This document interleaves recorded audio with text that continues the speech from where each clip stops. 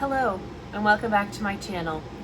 My name is Danica Kopp, and I'm a master's level social worker licensed at the independent clinical level in both Massachusetts and Virginia. Welcome back to Therapy Thursday. Thank you so much for hanging in there with me. I know I took a little bit of a break there.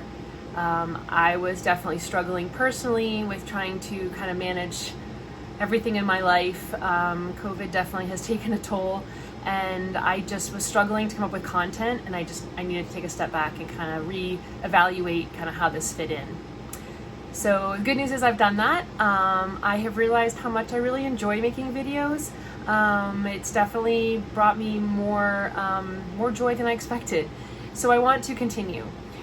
So I'm bringing you Therapy Thursday today, and I look forward to continuing to bring you weekly Therapy Thursday. But here's the trick. I need some help. I could really use your input on topics, questions that you have, just kind of anything that you've been wondering about or you'd like to learn more about, because I have a limited amount of ideas and I want to keep doing this. So please, please, please let me know your ideas, okay? All right, so let's get into today's topic. Moving forward in COVID-19 world. It's a challenge, and we're all feeling it.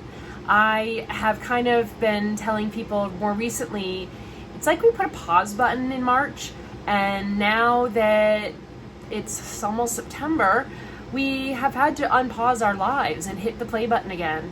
And in March, when we hit the pause button, we thought that was temporary, like a couple weeks, maybe a month or two. We never expected 6 months later we'd still be here.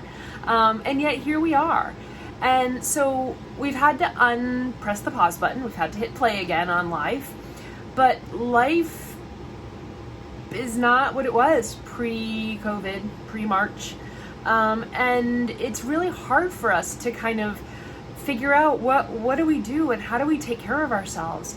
And so many are struggling with depression, with anxiety, with just struggling with fatigue and just the monotony of life and the idea that, like, how long is this going to go for? And I don't have any magic answers to that, but I do want to normalize how you're feeling. Not being able to kind of look forward to what I call kind of ticketed events, the plans that we make, moving forward that kind of are things that get us excited about, doing the mundane. So, you buy tickets to a concert or live theater or another kind of event, a convention, a vacation, those things that you plan and you buy tickets for it. And even I would say, the big events in life, the weddings, the graduations, the family reunions, all those things that bring us joy are kind of still on pause. And we can't just kind of hold our lives waiting for those to be, unpaused. We have to kind of move forward. But it's really hard when we don't have those things to look forward to.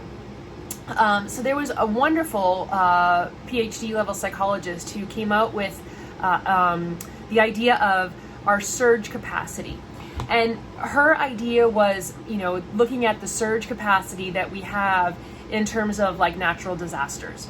So her name is Ann Maston, and she's a PhD child development professor out of the University of Minnesota. And the idea is that surge capacity is a collection of adaptive systems, both mental and physical, that humans draw on for short-term survival in an acutely stressful situation, such as a natural disaster. So the pandemic, in again her words, has demonstrated both what we can do with surge capacity and how limited surge capacity is. Because when you think about like a natural disaster, for the most part, it's over and done with in like 24 to 48 hours. Now, we then move from like the acute phase into the recovery phase.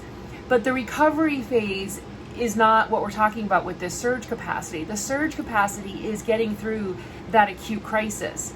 And with this pandemic, we're just stuck kind of in this acute crisis phase. So with this disaster kind of going on indefinitely, another one of her quotes is that I think we maybe underestimate how severe this adversity is, and that people may be experiencing a normal reaction to a pretty severe and ongoing, unfolding, cascading disaster. Masterson goes on to say that it's important to recognize that it's normal in a situation of great uncertainty and chronic stress to get exhausted, to feel ups and downs, to feel like you're depleted, and to experience periods of burnout. So that's an Ann Masterson quote. And it's spot on. I think the idea that we live and work in the same space because we're working from home, and many folks have not, been able to dedicate an office space in their home, so they're working in the family room or the kitchen or the dining room. And so work and home are forever intersected. There's just no end. It's monotonous, day in, day out, same old, same old. And that's where we need to kind of try to develop some routines that help to kind of bring in our health. So making sure you get outside. I can't stress that enough. Getting outside, getting some fresh air, some sunlight, taking a lunch break where you go sit outside, taking a walk, at some point throughout your day. It's critical to our well-being.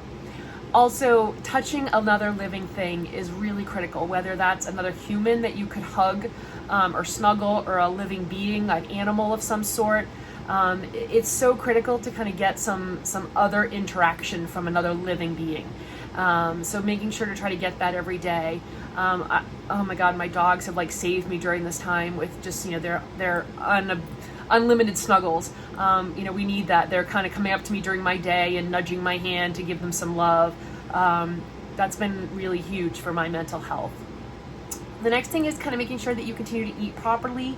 We tended to get into this overdone snacking with COVID. I'm guilty of it also, but trying to really kind of, think about meals, especially with the fall and school, trying to get into some routines with that is critical. So I hope this helps. I want to kind of normalize what a lot of us are feeling, that it's not, it's not pathological at all. It's a normal reaction to this extreme circumstance. And I thank you so much for joining me and for tuning in. Don't forget to like, comment, subscribe, hit the bell so that you are notified of future videos. I do hope to have weekly videos coming out at this point.